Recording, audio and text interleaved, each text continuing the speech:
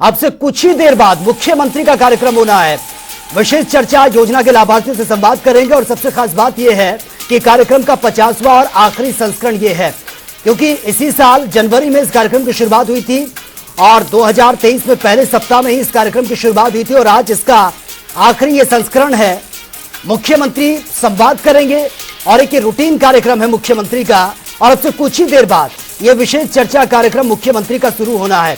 तो योजना के लाभार्थियों से इस कार्यक्रम में मुख्यमंत्री संवाद करते हैं। कार्यक्रम का 50वां और आखिरी संस्करण है और इसी साल जनवरी 2023 के पहले सप्ताह में इस कार्यक्रम की शुरुआत हुई थी, जिसको एक साल पूरा हो चुका है। 50वां संस्करण या फिर ये कहें कि आखिरी संस्करण है आज। क्या कुछ इस संस्करण में रहेगा, ये देखना बड़ा दिलचस्प होगा। और अब से कुछ ही देर बाद इस कार्यक्रम की शुरुआत मुख्यमंत्री मनोहर लाल द्वारा ये की जाएगी। तो कार्यक्रम का 50वां और आखिरी संस्करण है और इसी साल जनवरी 2023 के पहले सप्ताह में इस संस्करण की शुरुआत हुई थी। और देखिए इस साल की एंडिंग है और ये लास्ट संस्करण होगा, आखिरी संस्करण, 50वां संस्करण। और अब से कुछ ही देर बाद इस कार्यक्रम की शुरुआत होनी है। 50वां और आखिरी संस्करण ये है और मुख्यमंत्री लाभार्थियों से संवाद करेंगे और ये एक रूटीन कार्यक्रम है, लेकिन खास बात यह है कि इस साल का आखिरी संस्करण है, यानी कि 50वां संस्करण होगा, इस साल का आखिरी संस्करण होगा। आज शनिवार 30 दिसंबर 2023 का ये अंतिम शनिवार, हम सबको मालूम होगा ही कि जिस प्रकार की विशेष चर्चा हमने शुरू की थी 7 जनवरी से, वो पहला शनिवार था 2023 का और आज अंतिम शनिवार है। आज ये 50वां संस्करण है विशेष चर्चा का। इन 50 सप्ताह में मैं हर बार किसी न किसी एक वर्ग से बात करता रहा हूं और उस वर्ग के बेनिफिशरीज का हालचाल पूछना, उस योजना का लाभ किनको कैसे मिला, कितने लोगों को मिला, कोई कठिनाई अथवा सुझाव, ये सब मुझको मिलते रहे। हेतु बिल्कुल साफ था कि हम अपने सिस्टम को जो चल रहा है, भले ही अपनी ओर से हमने वो अच्छे से अच्छे सिस्टम बनाए, लेकिन फिर भी सिस्टम में सुधार के नाते से जनता के सरोकार और जनता की आकांक्षा, जनता के सुझाव ये लेना अनिवार्य होता है। इसलिए लगातार आप लोगों से उन योजनाओं को लागू करने में आने वाली कोई कठिनाई अथवा अधिकारी स्तर पर किसी प्रकार की ढील, ये सब जानकारियां मिलती रही और हमने कोशिश करके वो सब काम आपके बताए हुए सुझाव के आधार पर करने शुरू किए। मुझे बताते हुए बड़ी खुशी हो रही है कि उस अनुसार बहुत सी सफलता हमको मिली। कई नई योजनाएं हमने शुरू की और कई लोगों को सीधे सीधे लाभ भी मिले।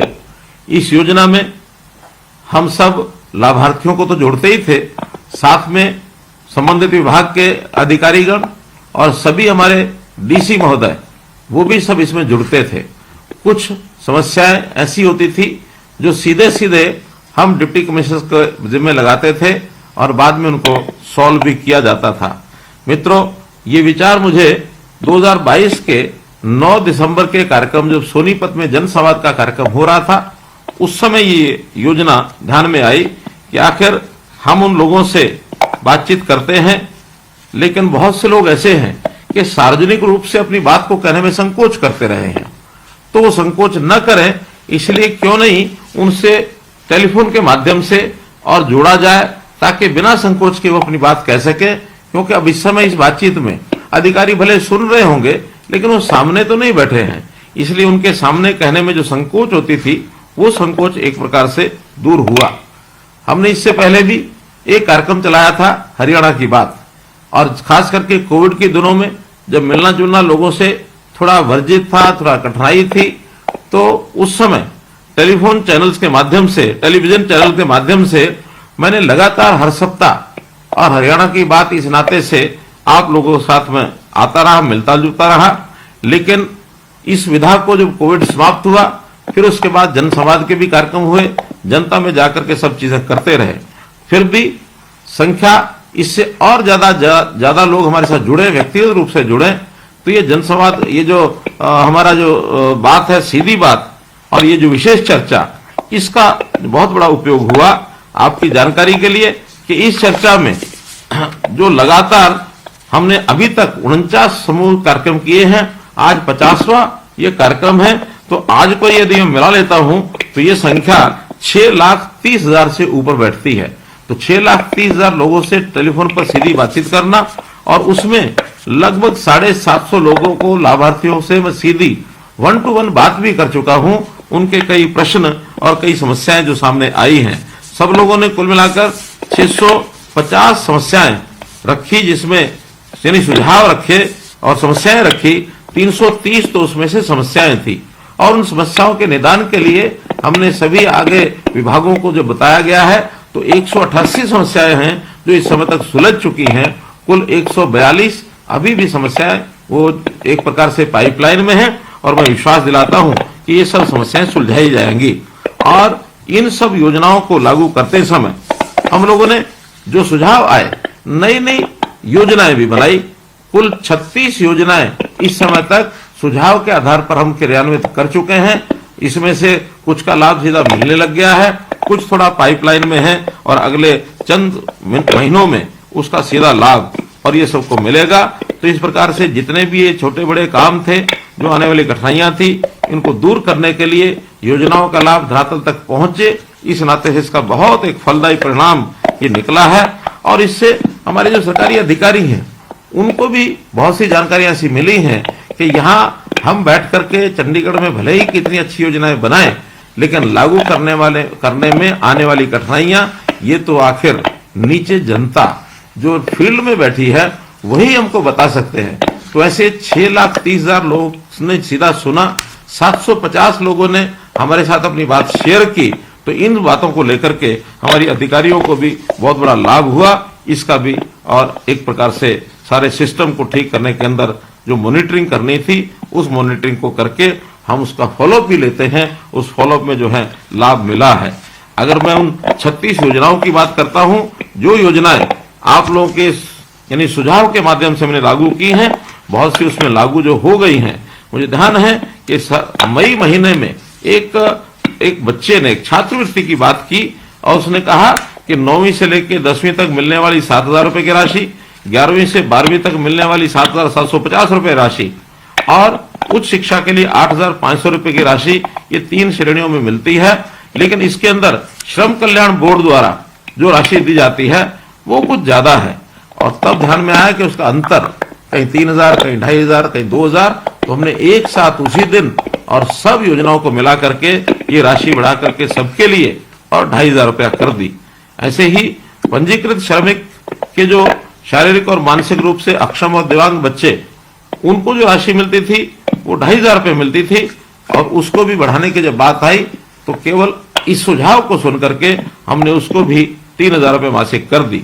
2 गांव, रेवाड़ी जिले का निमोट गांव, पलवल जिले का औरंगाबाद गांव, उसके आर्य समाज मंदिर, वहां से मांग आई कि पुस्तकालय शुरू किया जाए। हमने उसी समय निर्देश दिए कि यहाँ पुस्तकालयों की आवश्यकता है, तो यहाँ पुस्तकालय शुरू किए जाए।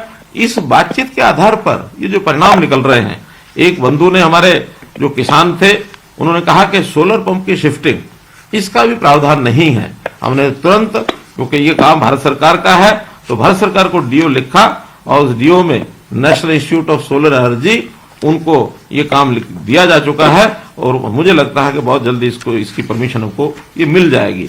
एक बार हमने सेल्फ हेल्प ग्रुप्स, इनसे बातचीत की, और उसके अंदर बहुत सी सुझाव जो दिए गए, एक तो इनको काम करने के लिए जो तालाब में मछली पालन का काम है, अथवा पंचायत की जमीन को ठेका लेने का विषय है, तो सेल्फ हेल्प ग्रुप को रियायत दी जाए। हमने तुरंत 10% की रियायत देने की ये घोषणा की, और वो लागू हो चुका है।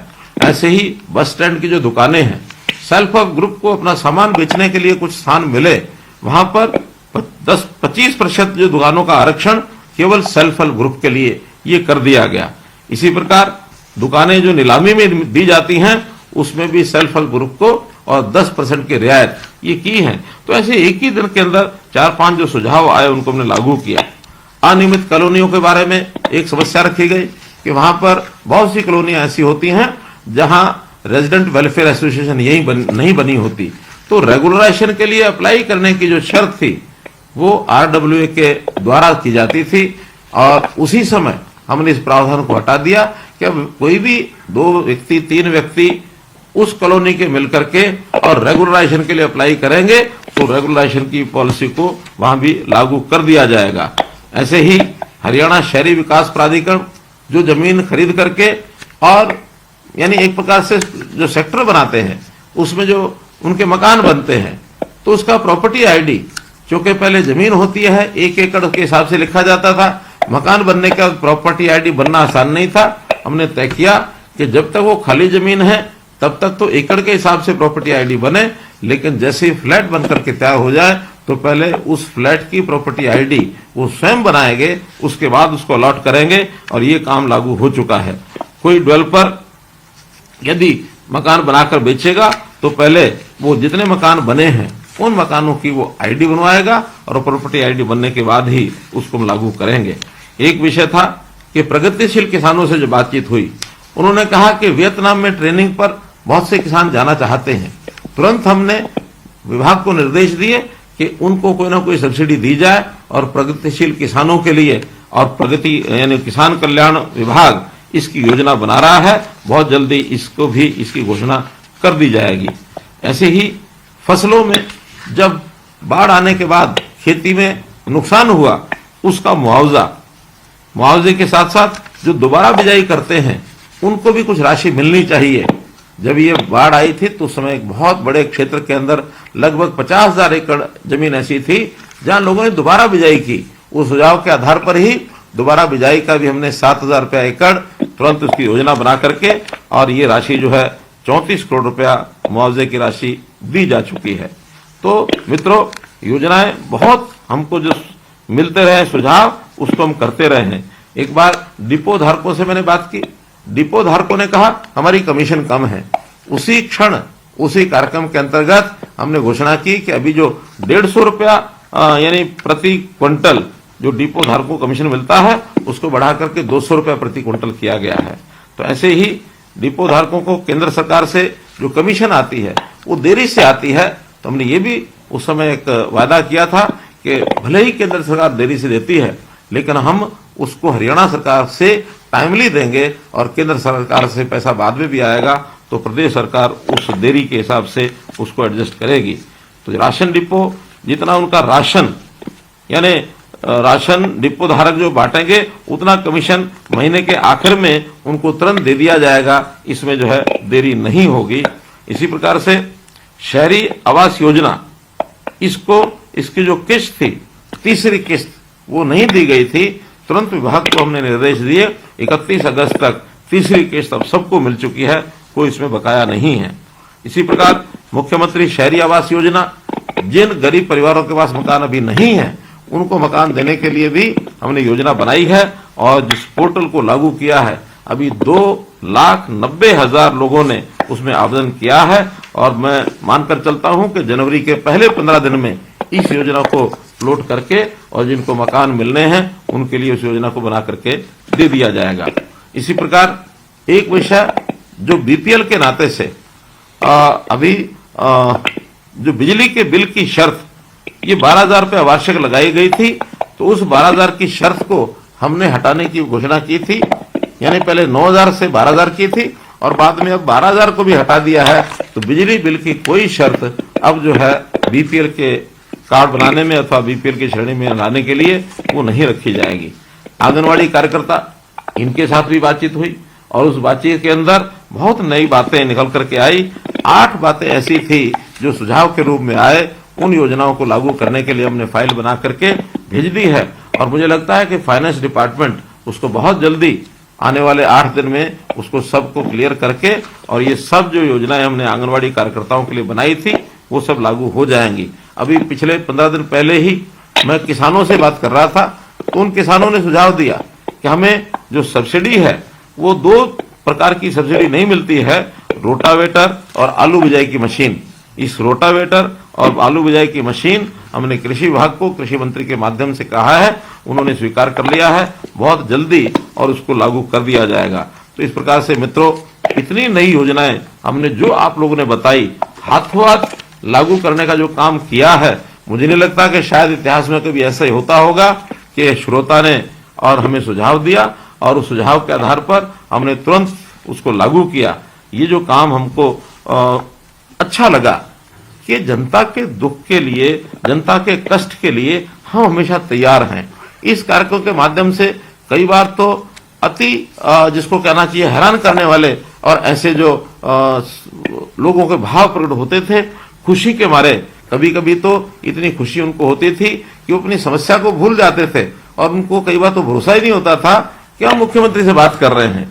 हमको यानी एक प्रकार से उस उनकी खुशी में शामिल होने का मौका लगता था, उतना ही अच्छा हमें भी लगता था। हाँ, समस्या के समय कुछ पीड़ा वो बताते थे, पीड़ा को, कष्ट को मैं समझते हुए उतना कष्ट, उतना दुख हमको भी होता था कि हमारा एक परिवार का सदस्य है और परिवार का सदस्य इतना पीड़ित है तो हमको भी उसकी पीड़ा में शामिल होकर के उसकी समस्या का हल करना है। तो हम इन समस्याओं को हल करने के लिए कोई एक नागरिक से बात कर रहे हैं ऐसा नहीं है, बल्कि मैं अपने परिवार के सदस्यों से बात कर रहा हूं। इतनी पीड़ा होती है तो तब जाकर के समस्याओं का हल होता है। मुझे खुशी है इस बात की कि इतने सारे लोगों की समस्याओं को सुन करके हल करने का जो हमने काम किया है और उस नाते से हमने आगे इस बात को बढ़ाया है। आज ये 50वां कार्यक्रम, मैंने योजना से कहा कि आज किसी लाभार्थी से बात नहीं करेंगे, बल्कि जितने लोग पहले जुड़े थे उन्हीं लोगों में से जो आज जुड़ सकें, एक बार फिर दोबारा से उन्हीं लोगों को जोड़ा जाए।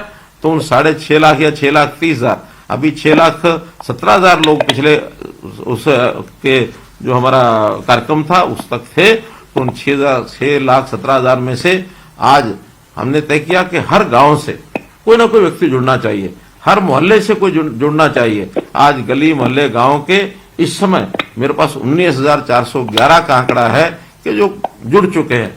मुझे नहीं लगता होगा आज कोई गांव बचा होगा जिसमें से 1 या 2 लोग हमारे साथ नहीं जुड़े हुए, क्योंकि कुल गांव, कुल पंचायतें तो 6,500 के आसपास ही हैं।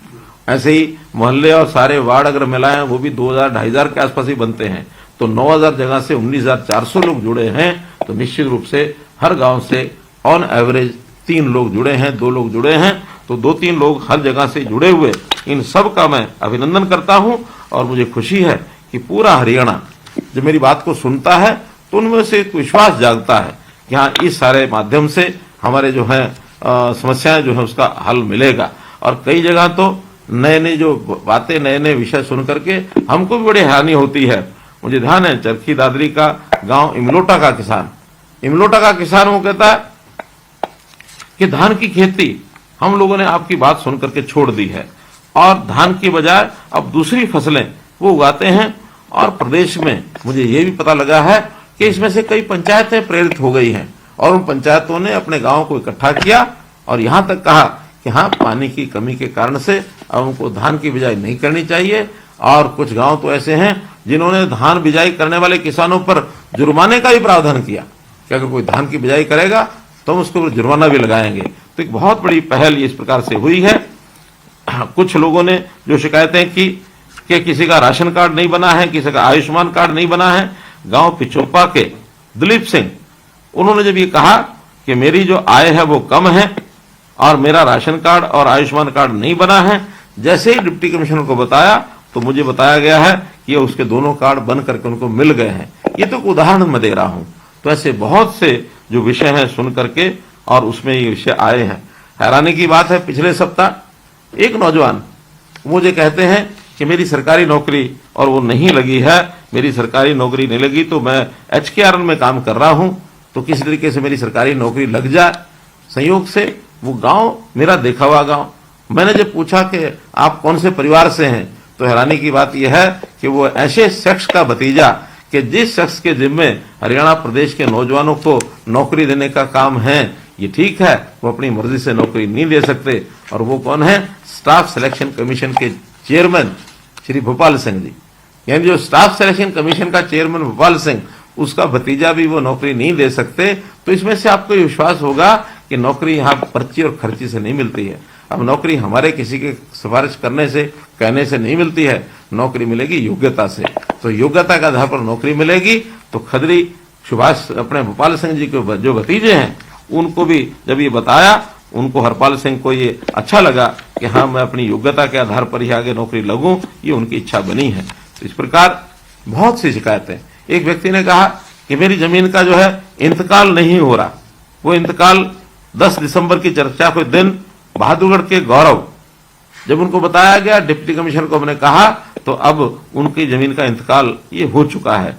आंगनवाड़ी की जो हमारी बहनें थी, उनका हमारे जो मकान का किराया, वो गांव में 200 रुपये में कहीं मकान मिलता नहीं है। उसी दिन हमने नोटिफिकेशन जारी कराया कि गांव के अंदर कम से कम 1000 रुपया, शहर के अंदर किसी मोहल्ले में 2000 रुपया ये जरूर मिलेगा। तो वो हमारा किराए की जो स्कीम है वो जारी हो चुकी है। और साथ ही हमने सुशासन दिवस पर अभी 25 दिसंबर तक को हमारी आंगनवाड़ी बहनों को 28,500 मोबाइल फोन ये भी दे दिए हैं, ताकि हमारी बहनें अच्छे से काम कर सकें। एक व्यक्ति ने हमको सुझाव दिया कि हमारे यहाँ बुजुर्गों के लिए तीर्थ यात्रा की योजना हो। मैं आपको यही बताना चाहता हूं कि हमने अभी मुख्यमंत्री तीर्थ दर्शन यात्रा योजना ये 5 दिसंबर को लागू की थी, और उस पोर्टल के ऊपर अभी हजारों लोगों की इच्छा जिन्होंने बताई है कि हम तीर्थ यात्रा पर जाना चाहते हैं। जनवरी के महीने के अंदर 22 जनवरी को श्री राम जन्मभूमि पर जब मंदिर का उद्घाटन हो जाएगा, पहली यात्रा हमारी अयोध्या के लिए ये हम भेजेंगे। और जिन लोगों ने अप्लाई किया है उनको शुरू होगा, फिर हर समय समय पर हर प्रकार के हर शहर के लोगों को और उसमें भेजा जाएगा। तो मित्रों, अभी तक जितनी भी हमने शिकायतें मिली हैं उन शिकायतों का समाधान तो हम कर ही रहे हैं। साथ ही एक विषय जो अपने को जानकारी है कि जनसंवाद के कार्यक्रम के बाद हमने जो विकसित भारत संकल्प यात्रा ये जो देश प्रदेश भर में शुरू हुई है, देश भर में ही वैसे तो शुरू हुई है, इसके माध्यम से भी शिकायतें मिल रही हैं। जनसंवाद और विकसित भारत संकल्प यात्रा, इसमें जो भी शिकायतें मिली हैं वो हम जनसंवाद पोर्टल उस पर डालते हैं, और जनसंवाद पोर्टल पर अभी तक 52,500 शिकायतें ये दर्ज हो चुकी हैं, जिसके अंदर लगभग 4,154 इनका निपटारा भी हो चुका है। इन शिकायतों का निर्माण कार्य भी वो साथ साथ शुरू हो गए हैं। जो सिविल के काम हैं, इंजीनियरिंग के काम हैं, लगभग 20,000 काम इन पर कार्य शुरू हो गया है। बाकी सभी बहुत जल्दी शुरू हो जाएंगे। तो हमारे यहाँ आया हुआ मिला हुआ एक एक कागज, चाहे वो शिकायत के रूप में है, चाहे डिमांड के मांग के रूप में है, चाहे समस्या के रूप में है, उसका समाधान किया जाता है और उसका हिसाब रखा जाता है। सभी प्रशासनिक सचिव मिलकर के अपने अपने विभाग के अंदर ये सब काम करते हैं। जनसंवाद के कार्यक्रम, उसके बाद विशेष चर्चा के कार्यक्रम, और अब अगला वर्ष 2024, जिस 2024 की पूर्व संध्या पर ही मैं आप सब लोगों को बहुत बहुत शुभकामनाएं और बधाई भी देता हूं। नया वर्ष खुशियों भरा आए, और इस नए वर्ष में ये जो संपर्क करने का काम है, हम निश्चित रूप से अगले सप्ताह एक नए स्वरूप में आपके सामने आएंगे, आपसे व्यक्तिगत बात भी करेंगे। आपके जिलों में जाकर के जनसंवाद के कार्यक्रम भी 25 जनवरी के बाद फिर से शुरू करेंगे। और जो ये 52,000 काम आपने हमको भेजे हैं या अथवा आप चल रहे हैं, अगले इस महीने के अंदर और भी जनसंवाद अथवा जो संकल्प यात्रा के माध्यम से हमको कागज मिल रहे हैं, जितने भी हैं उनको हर महीने जो जो काम होंगे हर जिले के, वहां जाकर के और मैं स्वयं बताऊंगा कि कितने कितने काम आपके किस प्रकार के आए, कितने कितने काम इसमें हो गए। तो ऐसा जनसंवाद का भी कार्यक्रम, व्यक्तिगत बातचीत का भी कार्यक्रम, टेलीफोन का भी कार्यक्रम और सीधा टेलीविजन के माध्यम से प्रसारण का कार्यक्रम, ये सब कार्यक्रम अगले महीने एक नई योजना आपको हम देंगे। और निश्चित रूप से इस संबंध को हम नए क्लेवर और नए फ्लेवर के साथ जारी करेंगे। इस प्रकार से आपके हमारे जो संबंध बढ़ाने में जितने भी साधन हैं उनका भी उपयोग करेंगे। जितने भी लोगों ने जितनी टेक्निक और जितने सारी व्यवस्थाओं में ये लोग हमारी सहायता करते हैं, सहयोग करते हैं, चाहे वो अधिकारीगण हैं, चाहे हमारे अपने सीएम स्टाफ के लोग हैं, अथवा जनता में जो प्रशासनिक या शासनिक सब अधिकारी हैं, उसमें हमारे विधायक हैं, हमारे सांसद हैं, हमारे मंत्रीगण हैं, हमारे पार्टी के भी जो पदाधिकारी हैं, इन सब का भी मैं इस अवसर पर बहुत बहुत आभारी हूं, बहुत बहुत धन्यवाद करता हूं। सभी डिप्टी कमिश्नर्स जिन्होंने समस्याओं के समाधान में जो हमने उनको समस्याएं दी हैं उसका जो प्रत्युत्तर दिया है, उन सब का भी बहुत आभारी हूं। और आशा करता हूं कि इसी गति से, बल्कि इससे भी तेज गति से जनता के काम, क्योंकि जनता हमारी है, हम जनता के हैं, हमारा एक परिवार है, परिवार के हर सदस्य की दुख तकलीफ को दूर करने के लिए हम सब अपने अपनी भूमिका निभाएंगे। बहुत बहुत धन्यवाद, बहुत बहुत आभार। तो ये सीधा आप कार्यक्रम देख रहे थे मुख्यमंत्री का, और ये आखिरी संस्करण था, 50वां संस्करण था इस साल का, क्योंकि इसी साल 2023 की जनवरी से इस कार्यक्रम की शुरुआत हुई थी। और तमाम बातों का जिक्र मुख्यमंत्री ने किया है अपने संबोधन में, और लोगों की शिकायतों को तुरंत संज्ञान में लिया गया, समस्या का समाधान भी हुआ है, जनता के सुझाव जो हैं उन पर भी ध्यान दिया जा रहा है।